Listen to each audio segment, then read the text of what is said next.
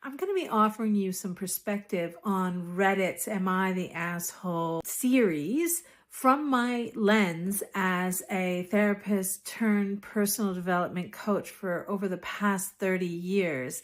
And they're interesting because it's very similar to what I can speak about with many of my clients throughout our sessions as they want to process things and get a better understanding of them. So I'm going to read it first. Am I the asshole for refusing to support my sister's wedding because of how she treated me? Submitted by Narrow Grade 3716.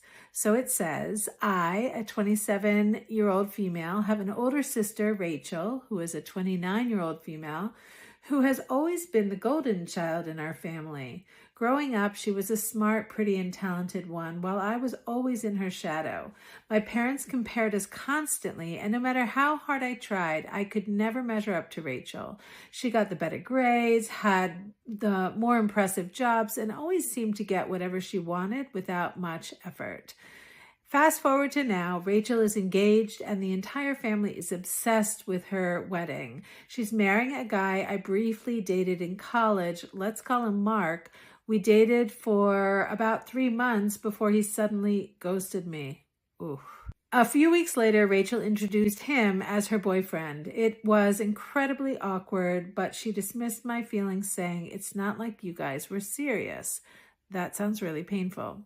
I've tried to move on, but every time I see them together, it feels like I'm being erased. Rachel's asked me to be her maid of honor, and honestly, I don't want to do it.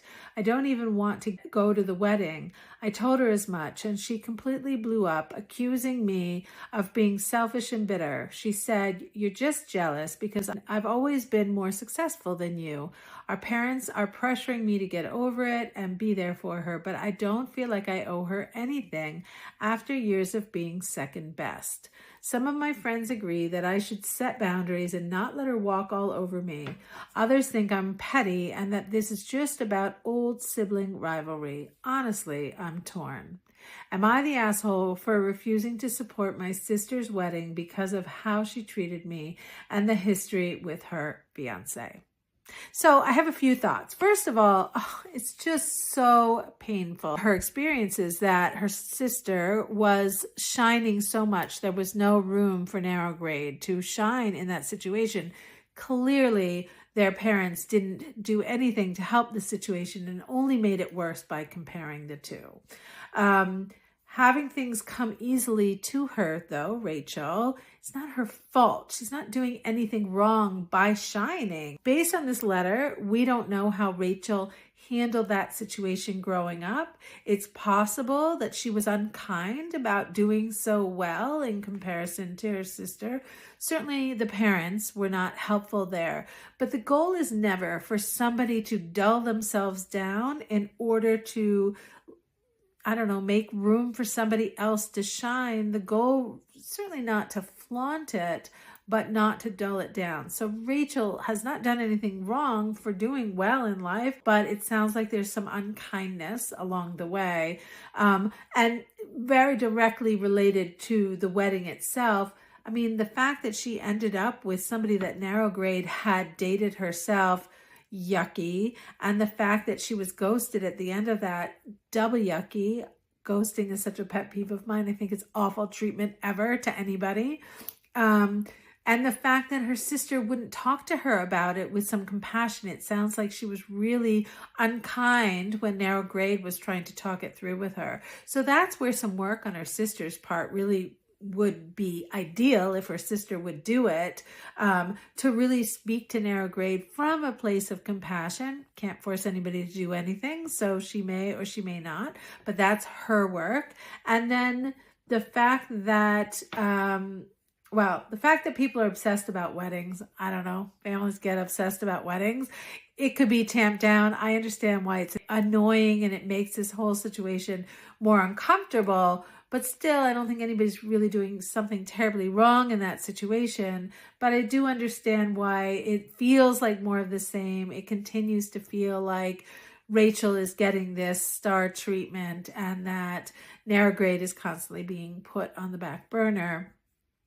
I do understand Narrow Grade's impulse to not be the maid of honor or go to the wedding.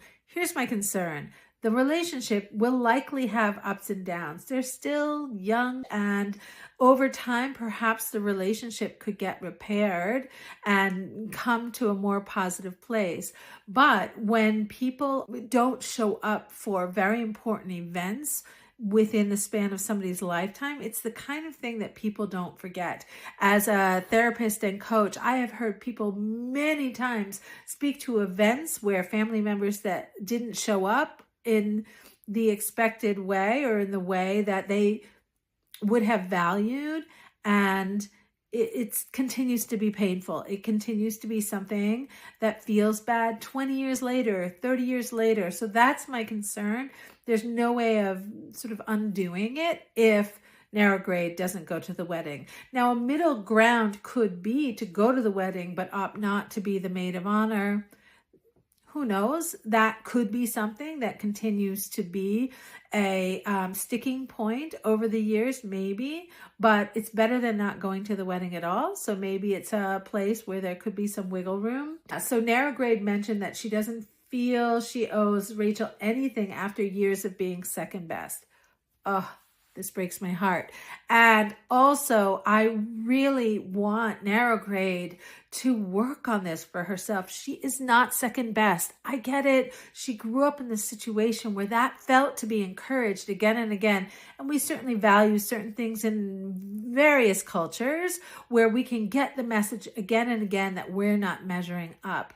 But I am certain that narrow grade has tons of beautiful parts of herself to offer the world, that she is a human being that has all kinds of amazing things about her, and that she is not second best in spite of how that got set up. So that is narrow grade's work to do. How can she learn how to have confidence in who she is and learn how to celebrate herself in spite of the fact that she grew up with a sister who really overshadowed her many times, and that was really a painful experience, and she kind of learned to not think of herself in that light. So it will take some work. And as for the feedback from friends, setting boundaries and not letting people walk all over us is always important for all of us.